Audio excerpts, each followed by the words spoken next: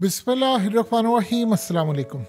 अगर nuclear power का कब्रिस्तान इस तरह बनना है तो फिर इजराइल के लिए सबसे आसान चीज़ है कि सरेंडर करें और उसके बाद पीछे हट जाएं, या मुस्लिम कंट्रीज इनसे सब कुछ छीन सकती हैं अगर वो अपनी फौजें रवाना कर दें। आप इन मनाजिर को देखिए, यानी अक्ल तस्लीम करती है आपकी कि आपके लोग जा रहे हैं, जंप मारते हैं, दीवारें फैलांगते हैं और जाते हैं और उनके टैंक्स के आगे जाकर मिसाइल मार के उड़ा कर आ जाते हैं और वो मुंह तकते रह जाते हैं। यानी ये जो मनाजिर अब जारी किए हैं ये तो क्लियरली बता रहा है कि सुपर पावर बनने के ख्वाब देखने वाला इसराइल और न्यूक्लियर आमिल का मुल्क, यानी ये सब ड्रामा है इनका कि जी हम बड़ी ताकत है। छोड़े इस बात को, इस वीडियो के अंदर ये मनाजिर देखिए ज़रा, आप इनको ज़रा गौर से देखें। ये इसराइल के फौजी थे और वो पीछे बंदूकें तानी हुई हैं उन्होंने, और उसके बाद सबको अगले जहां पहुंचा दिए। एक भी सलामत नहीं रहा, सबको इन्होंने अगले जहान पहुंचा दिया है।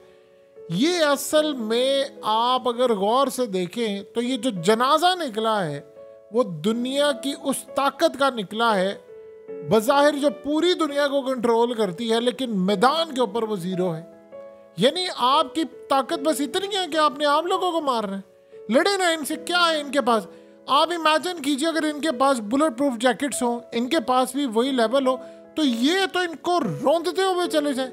उनके पास तो है कुछ नहीं, वो उठते हैं, जंपे मारते हैं, गोप्रो का कैमरा लगा हुआ है, बॉडी कैम लगा हुआ है, उठते हैं, जाकर इनको पकड़ते हैं, मारते हैं, उड़ा देते हैं। यानी ये मनासिर इंसानी आंख ने कभी सोचे थे कि वो फौजी उनको वो देख रहे हैं पीछे को नहीं, तो उनको पीछे बंदूकें तानी हुई हैं, धड़ाल करके उन्होंने, यानी क्या आप कहा जाए, ये कैसे आप इसको जस्टिफाई कैसे कर सकते हैं कि यानी अगर वो बात प्यूटिन ने कही है कि हम किताबों में पढ़ाएंगे, अपनी फौजी अकेडमीज में ये लेसन्स देंगे कि लड़ाई इस तरह की जाती है, तो आप बता दें तो फिर लड़ाई तो फिर ऐसे ही होती है। देखिए इस वक्त जो इसके बाद की सूरत हाल है, तो हौसियों ने ऐलान किया है अभी कुछ देर पहले, उन्होंने कहा है कि हमने मिसाइल मारे हैं, बहुत बड़ी तादाद के अंदर हमने विंग मिसाइल मारे हैं, और जाकर वो सीधा हमने जो टारगेट किया है वो इसराइल के फौजी अड्डे हैं, मिलिट्री टारगेट्स हैं। और ये उम्मा अल रश ये वाली को साइट है जिसको वो कह रहे हैं कि साउथ में है फ़लस्तीन के।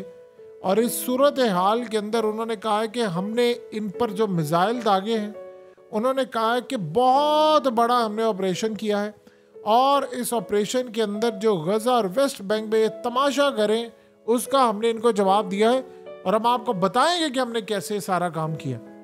इस वक्त अगर देखा जाए तो दो ताकतें भारी पड़ी हैं इन पर। एक तो हमास है जो गलियों में लड़ाई हो रही है। देखिए एक लड़ाई होना हो रहा है, और इतनी जिसे कहते हैं शदीद बदतरीन लड़ाई है, ऐसी लड़ाई है जिसका अंदाज़ा नहीं कोई लगा सकता कि उस लड़ाई के अंदर फौजी देख रहे हैं इधर उधर। यानी ऐसा लगता है कि कुदरत ने उनकी आंखों के आगे पीछे दाएं बाएं तमाम जगहों पर पर्दे डाल दिए हैं। ये किस तरह है कि आप जंग करें, जंग के दौरान आप फिल्में बना रहे हो, आपने डायरेक्ट बंदूकें ऐसे सामने रखी हो और पीछे से आपके परखच्चे उड़ा दिए जाए। ये किस तरह मुमकिन है, ये तो सूरत हाल समझ ही नहीं आ पाती।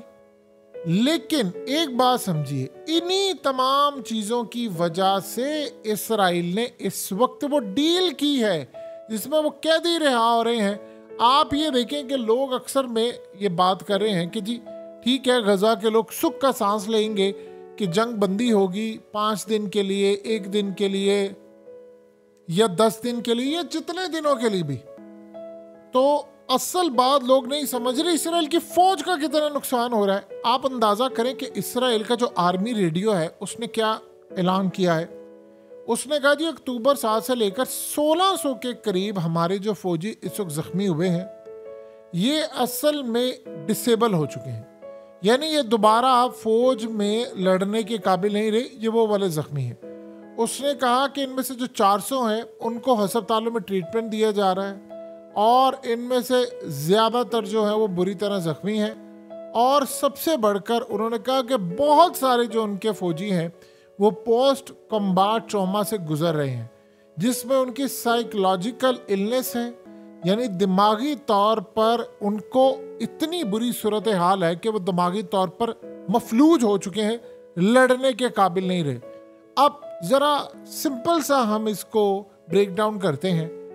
अगर इसराइल की फ़ौज का तर्जुमान या उनका रेडियो ये बात कह रहा है कि हमारे 1600 ज़ख्मी हैं, तो आप इन 1600 ज़ख्मी को बहुत आसानी के साथ, हम बिल्कुल अगर मोहतात अंदाजे के साथ भी कहें, बिल्कुल यानी कि बहुत मोहतात, तो आप 1600 को 10 से मल्टीप्लाई कर लें, 16,000। क्योंकि जो ये होता है जिनके 3,000 के करीब फौजी मारे जाएं और दुनिया को के 70 मारे जा रहे हैं, तो आप सोचिए क्या सूरत हाल होगी।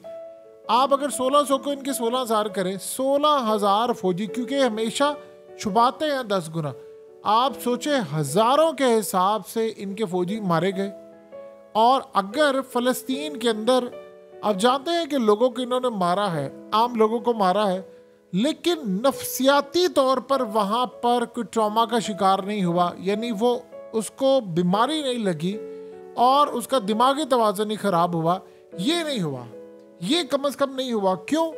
क्योंकि वो लोग बंदूकों के साए में, जिसे कहते हैं ओपन एयर प्रिजन, जो खुली फिजा की जेल होती है, उसमें वो जी रहे हैं 75 सालों से, वो यूज टू हो चुके हैं, ये जी नहीं रहे। यही एग्जैक्टली तबाही हुई थी इसराइल की फौजों को छोड़ दे अमेरिका की फौज की अफगानिस्तान के अंदर, जब वो उन्होंने दिल छोड़ दिया था। आप जानते हैं कि लास्ट जो खास तौर पर डेज थे, जो 1.5-2 महीने थे, उसमें इतना नुकसान अमेरिकी फौज का हुआ, इतना नुकसान हुआ, क्योंकि एक तो उनको पता था हम जा रहे हैं, और अफगान तालिबान ने ये बात कही थी कि जो मर्जी हो जाए, जो मर्जी हो जाए, हमने आखिरी दिन तक लड़ाई लड़नी है।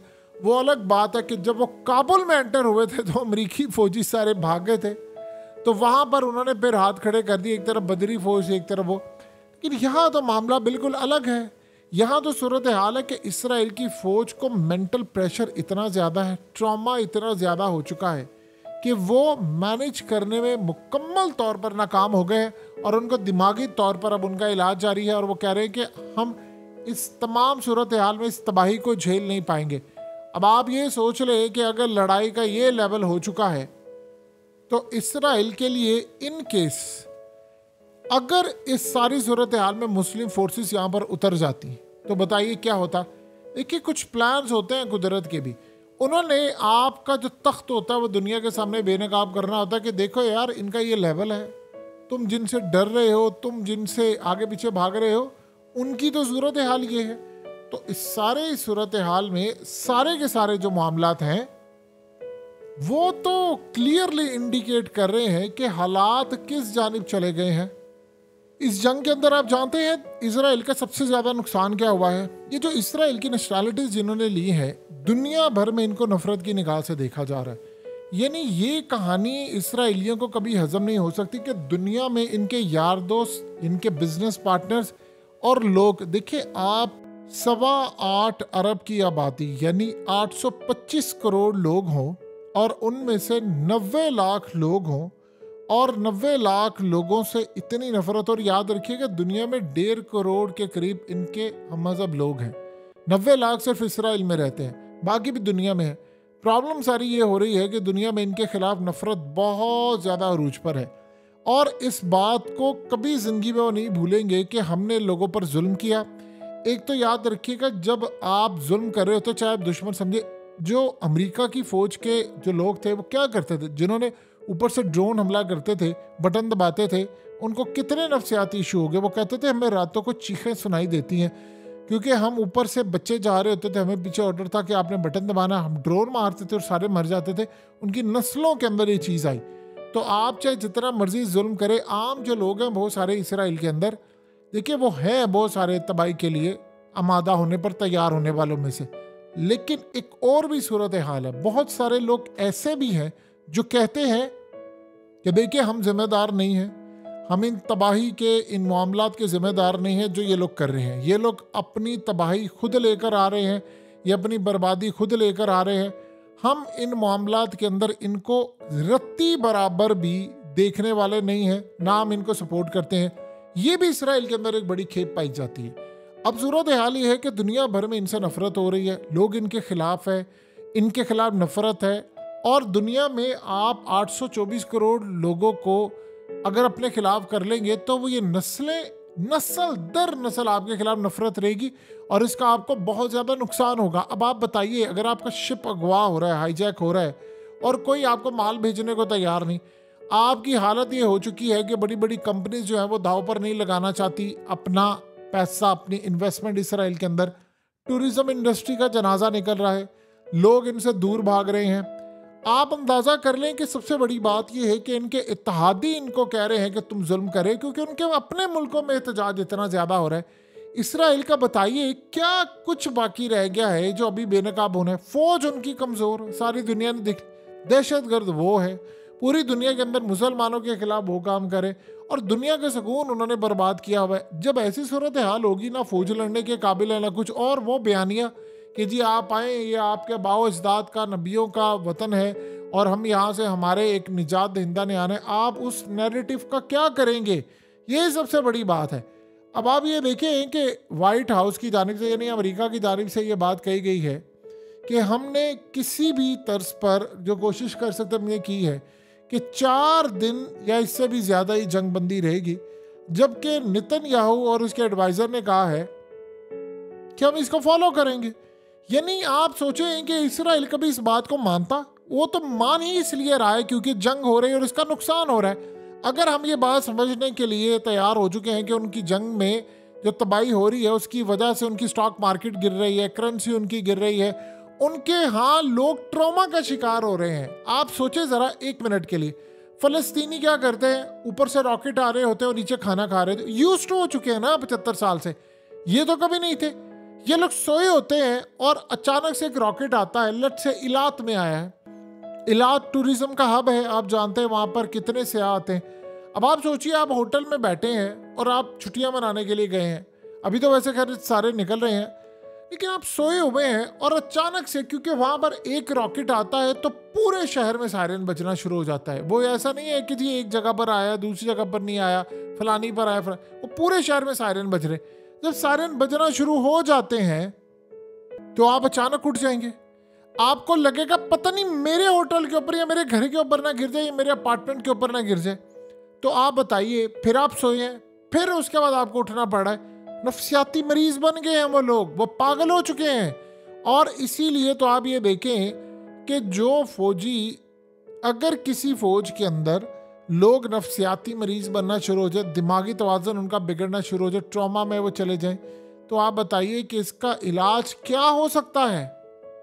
इसराइल की कैबिनेट के एक मिनिस्टर ने कहा है कि अगर हमास के साथ लड़ाई के बाद ये जंग दोबारा शुरू नहीं होती तो मैं रिज़ाइन कर दूंगा हुकूमत से। उसने कहा कि इसका मतलब है कि हम बहुत ज़्यादा झुक गए हैं इनके आगे, तो अगर मैं इस सारी सूरत हाल में बर्बादी देखूंगा तो मैं रिज़ाइन कर दूंगा, मैं घर चला जाऊंगा। सोचिए, थोड़े दिन पहले कहा जा रहा था कि हम एटमी हमला करेंगे, अब वो कह रहे हैं कि अगर हमास से दोबारा लड़ाई शुरू नहीं होती तो मैं रिज़ाइन कर दूंगा, क्योंकि हमें पता है कि वो सारे ख्वाब हमारे टूट जाएंगे, जो वादे हमें कराए थे, जो फलाना कहा था, वो सारा कुछ ख़त्म हो जाएगा। तो मैं तो जा रहा हूँ इस सारी सूरत हाल में।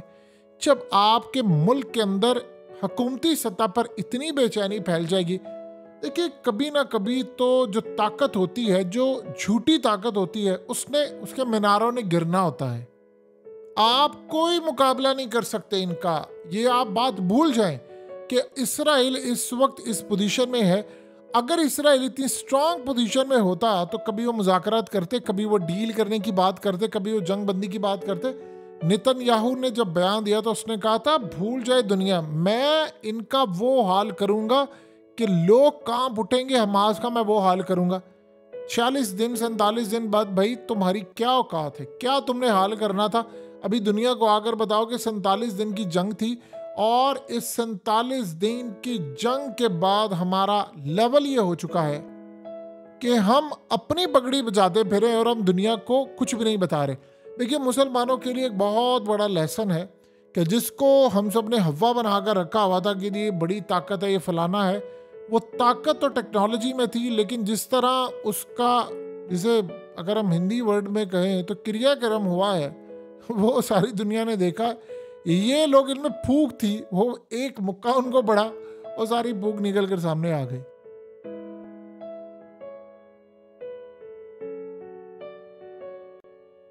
हकीकत टीवी को सब्सक्राइब करना मत भूलें, वीडियो को लाइक करें, शेयर करें और कमेंट सेक्शन में अपनी राय का इजहार जरूर करें।